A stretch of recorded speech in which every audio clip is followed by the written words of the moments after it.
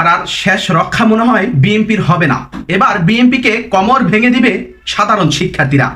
আসসালামু আলাইকুম, আরেকটি নতুন ভিডিওতে স্বাগত। তো দর্শক শ্রোতা, এবার আর শেষ রক্ষা মনে হয় বিএনপির হবে না। এবার বিএনপিকে কোমর ভেঙে দিবে সাধারণ শিক্ষার্থীরা। এবার বৈষম্য বিরোধী ছাত্র আন্দোলনকারীরা শেখ হাসিনাকে যারা হটিয়েছে তারা এবার বিএনপির পিছনে এক প্রকার উঠে পড়ে লেগে গিয়েছে। বিএনপিকে কোমর ভেঙে দিতে চায় বৈষম্য বিরোধী ছাত্র আন্দোলনকারীরা।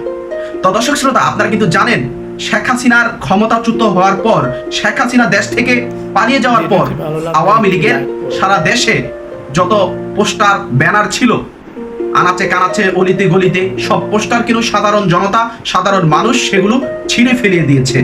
এখন বিএনপির নেতারা আবার সেগুলো টাঙিয়ে পুরো দেশ ভরে ফেলেছে। পুরো অলি গলি, রাজধানীর এই মোড় সেই মোড়, ব্রিজ, সেতু, সব জায়গায় বিএনপির নেতারা পোস্টার টাঙিয়ে একেবারে ছাই বানিয়ে দিয়েছে। পোস্টার টাঙিয়ে পুরো ঢাকা শহর ভরে ফেলেছে। তো দর্শক শ্রোতা, এবার বিএনপির মাজা ভেঙে দিতে চায় বৈষম্য বিরোধী ছাত্র আন্দোলনকারীরা। তো দর্শক শ্রোতা, বৈষম্য বিরোধী ছাত্র আন্দোলনকারীর অন্যতম সমন্বয়ক হাসনাত আব্দুল্লাহ তিনি বলেছেন, মানুষের আস্থা ফিরে না আসা পর্যন্ত অন্তর্বর্তীকালীন সরকার থাকবে এবং অন্তর্বর্তীকালীন সরকার এই দেশ চালাবে। তো দর্শক শ্রোতা, পরিষ্কার ডক্টর মোহাম্মদ ইউনূসের নেতৃত্বে অন্তর্বর্তীকালীন সরকার চলবে এবং ডক্টর মোহাম্মদ ইউনূসের অধীনেই ছাত্ররা একটি দল গঠন করবে, ছাত্ররা একটা সংগঠন তৈরি করবে। তো দর্শক শ্রোতা, হাসনাত আব্দুল্লাহ আরো বলেন, আপনারা জনমুখী না হয়ে যদি ক্ষমতামুখী হন তাহলে আপনাদেরও অবস্থা তাদের মতো হবে।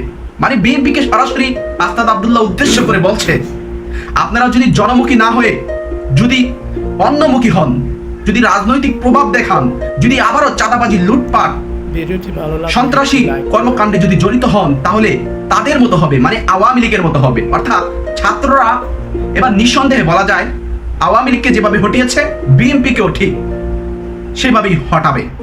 তো দর্শক শ্রোতা, এই নিয়ে কিন্তু সামাজিক যোগাযোগ মাধ্যমগুলোতে আলোচনা সমালোচনার ঝড় বয়ে যাচ্ছে।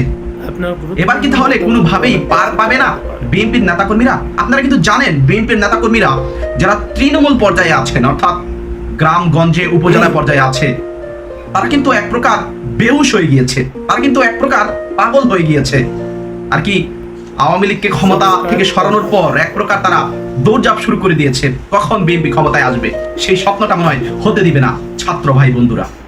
ইতিমধ্যে আমরা দেখেছি ছাত্রদের পক্ষ থেকে, অর্থাৎ সমন্বয়কদের পক্ষ থেকে বিএনপির মাজা ভেঙে দেওয়া হবে এমন কিন্তু সিদ্ধান্ত কিন্তু নিচ্ছে বৈষম্য বিরোধী ছাত্র আন্দোলনকারী সমন্বয়করা। তারা বলছে, আমরা 15 বছর দেখেছে একটা স্বৈরাচার শেখ হাসিনা দেশ চালিয়েছে, এখন আরেকটি স্বৈরাচার আমরা এই বাংলার জমিনে বসতে দেব না, এমনটা কিন্তু বলছে বৈষম্য বিরোধী ছাত্র আন্দোলনকারীরা। তো দর্শক শ্রোতা, ইতিমধ্যে বিএনপিকে কিন্তু সরাসরি বলে দিয়েছে, জনমুখী না হয়ে ক্ষমতামুখী হলে আপনাদের অবস্থা আওয়ামী লীগের মতো হবে। অর্থাৎ ক্ষমতামুখী, ক্ষমতার লোভ লালসা বিএনপি জানি না নেয়, ক্ষমতায় জানি না আসে, এটা কিন্তু আগে থেকেই হুঁশিয়ারি দিয়ে দিয়েছে বৈষম্য বিরোধী কালীন ছাত্র আন্দোলনের সমন্বয়ক, অন্যতম প্রধান সমন্বয়ক বলা যায় বাংলাদেশের মধ্যে। সমন্বয়ক হাসনাত আব্দুল্লাহ এবং সারজিদি কিন্তু এখন প্রধান রয়েছেন।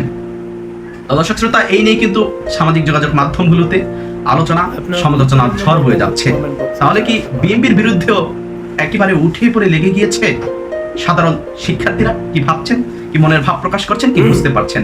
অবশ্যই কমেন্ট সেকশনে আপনার মূল্যবান লেখাগুলো আমাদেরকে জানিয়ে রাখবেন। তো দর্শক শ্রোতা, ভিডিওটি আর বাড়াবো না, অবশ্যই ভিডিওটি যদি ভালো লাগে অবশ্যই ভিডিওটিতে একটি লাইক করবেন আর আপনার মূল্যবান কথা অবশ্যই কমেন্ট সেকশনে লিখে জানাবেন। চ্যানেলে নতুন হলে চ্যানেলটি সাবস্ক্রাইব করে পাশে থাকা বেল বাটনটি বাজিয়ে রাখবেন।